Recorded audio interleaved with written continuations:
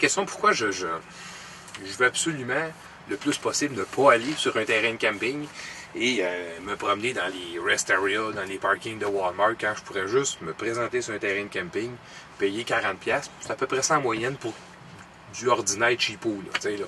Ça peut coûter jusqu'à 60$, là, mais tu vas avoir de quoi pour te brancher, avoir tes toilettes puis ton eau, 40$, des fois 35$. Bon. Versus là, essayer de trouver des solutions. C'est un petit peu d'imagination. Mais il faut que je vous dise, si personnellement, je me serais acheté un motorisé d'au-dessus de 20 000$ qui coûte un peu plus que 1 000$ à plaquer et à assurer pour mettre sa route, puis qui fait 16 000 au gallon, pour me promener d'une nuit à l'autre, d'un terrain de camping à l'autre, j'aurais pas acheté de motorisé. Simplement, je me serais pas fait chier de conduire une grosse boîte à beurre comme ça, si l'idée c'est nécessairement qu'à tous les soirs, il faut que je paye 35-40$ pour dormir puis avoir la paix. T'sais. Pourquoi? Parce que quand tu voyages sur la route, aux États-Unis en particulier un petit peu, tu es capable d'avoir des hôtels pour ce prix-là, puis des fois moins. En occupation simple, moi j'ai vu des hôtels à 25$, puis pas des coquerelles là, des affaires qui ont du bon sens, là, des trucs de bord d'autoroute. Puis ben, tu te sauves de t'acheter un VR, de le plaquer, puis de pomper du gaz dedans. J'ai une Toyota Echo qui fait 55 000 au gallon, puis elle est pas mal finie de payer, puis elle est à moins là. Puis je peux rouler 140 km/h avec si je veux, et j'aurais pas besoin. Puis je pourrais me traîner dans ma valise un cooler avec de la bouffe. Tu sais, je pourrais aller chercher une partie des petits avantages. Tu sais, quand tu es dans ta chambre d'hôtel, tu peux bien te faire des toasts. Tu peux, c'est pas un problème, ça. L'idée, c'est de ramener ça à zéro. Depuis que j'ai commencé mon 2 semaines de voyage, j'ai eu des journées qui m'ont coûté presque rien. Je mets la clé dans Switch, je me rends à la plage, il y a un parking de 6-7$. Là même, j'ai trouvé un parc gratuit. Alors je me rends là, c'est gratuit. Je passe ma journée, je mange mes choses que je me suis préparé, puis je me fais pas chier, c'est des bonnes affaires. Et puis je reviens me coucher le soir, c'est une journée qui m'a coûté 8-10$. Là, c'est bon. Pourquoi ramener ça au prix? Ben parce que ça te permet de dire, au lieu de prendre 1 semaine de vacances, ben je vais prendre 2 ou 3 semaines de vacances.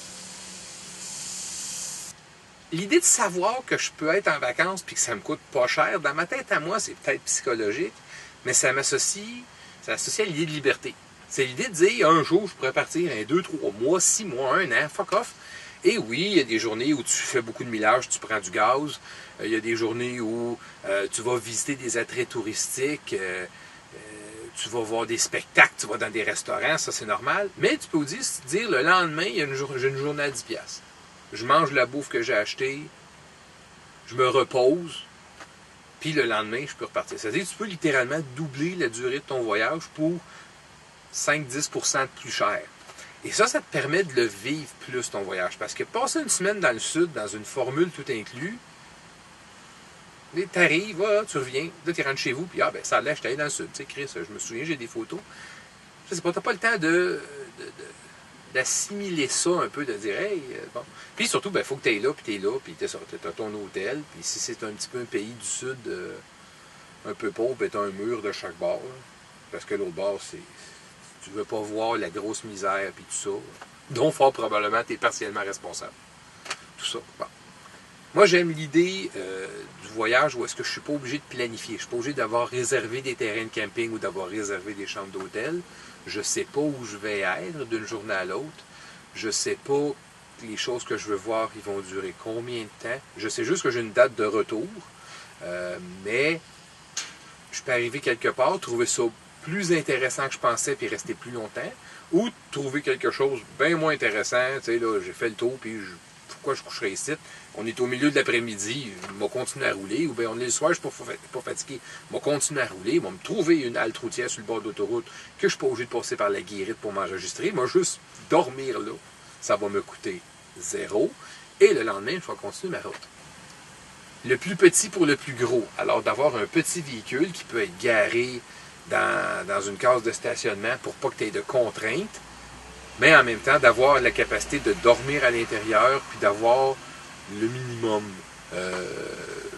C'est pas tout le monde qui trouverait ça drôle de se laver à des barbouillettes ou de prendre sa douche dans un cubicule comme ça. Je le comprends très bien. Je ne passerai pas le restant de ma vie à faire ça non plus. Mais c'est un compromis avec lequel je vis pour pouvoir me dire je peux être en vacances des semaines, des mois, pour le prix d'aller 1 semaine à Cuba, je peux passer 3 semaines en Floride, voir des choses, rencontrer des gens. C'est ça l'idée, principalement. Je sais, exemple, que l'État de la Floride, tu as beaucoup d'haltes routières qui sont surveillées par la police, pas pour empêcher le monde de camper, pour nous offrir la sécurité. Il y a un monsieur avec un gun, puis je suis allé le voir, puis il dit « Bonne nuit ». Alors, il n'y a vraiment pas de problème, tu sais. Ça, je le savais déjà. Je connais la Floride aussi, je connais les lieux, tout ça. Cet après-midi, quand j'étais en train de visiter les orangeries, il faisait chaud. Il faisait soleil, il faisait chaud. Et puis, évidemment, quand tu parques cette boîte à beurre-là dans un parking, puis que tu visites quelque chose ou que tu fais des commissions, tu rentres dedans, il fait chaud. Là, je me dis, ce soir, il faudrait peut-être que j'arrête au terrain de camping pour me brancher, pour pouvoir faire marcher la climatisée. C'est principalement la seule chose que je ne peux pas avoir complètement en autonomie. Moi, personnellement, je trouverais ça ridicule de faire tourner la génératrice toute la nuit pour me faire marcher mon air climatisé. Vraiment, ça ne me tente pas. Puis deuxièmement, là, je pense que je brûlerais en carburant le coût peut-être d'un terrain de camping, disons. Puis là, j'aurais l'eau puis la douche. Et là, vous voyez, c'est là qu'il faut se servir de sa tête un peu. Je suis certain que le jour où je vais aller en Arizona, puis je vais passer 2 semaines là, puis qu'ils vont faire 40 degrés, je vais me trouver un terrain de camping, je vais me brancher, puis je vais me faire marcher mon air climatisé. Ça, c'est certain.